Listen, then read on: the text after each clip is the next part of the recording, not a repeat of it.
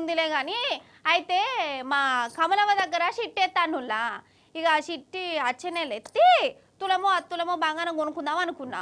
ఇక నాయన గిట్లా చెప్పిన సరే బిడ్డ ఇక నేను కూడా 10,000 కలుపుతా తీయ అని అన్నాడు.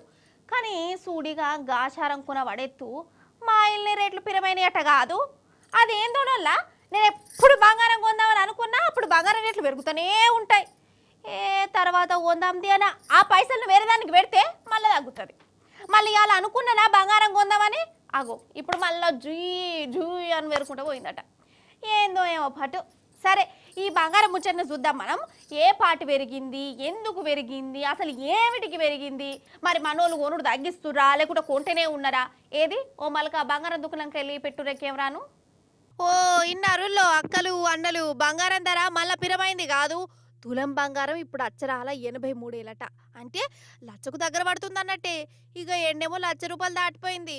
అసలైతే బంగారం ధరలు తాపుకోసారి వెరుగుడు తగ్గుడు అవుతుంటాయి. పెరిగేటప్పుడేమో 500 600 అని పెరుగుతుంది. దిగేటప్పుడేమో 100 150 అనుకుంటా మెల్లమెల్లగా దిగుతుంది. మళ్ళీ తెల్లారితే మళ్ళీ పెరుగుతుంది. కానీ ఈ తాప 10 గ్రాములకు 83,000 దాటుడు చరిత్రలో ఇదే ఫస్ట్ సారి. మరి ఎందుకు ఇట్లా పెరిగిందంటే అంత ట్రంప్ సారి వారి మహిమ. ఓ స్నీడ ట్రంప్ సారి ఏడికెళ్ళొచ్చే మళ్ళా అని అనుకునేరు. అమెరికాలో సలిపెడితే కడమ దేశాలకు తుమ్ములత్తే అని ఉత్తగనే అంటారా?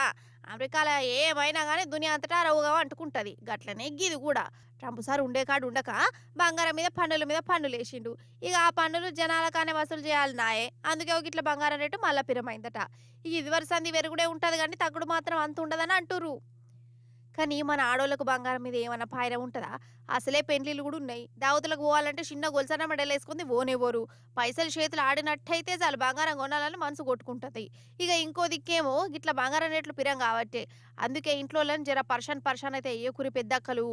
అయినా బంగారం ఎంత పెరిగినా కొనేటోళ్ళు కొంటూనే ఉంటారు. దుకాణాలు కలకాలు ఆడుతూనే ఉంటాయి. 10 ఏళ్ల కిందట 25,000 ఉంటేనే వామ్మో వాయు అనుకుంటున్నాం. ఇప్పుడు 83,000 దాటింది. అప్పుడు కొనుడు తగ్గలే, ఇప్పుడు కూడా కొనకుండా ఉండరు. అంతే కదా.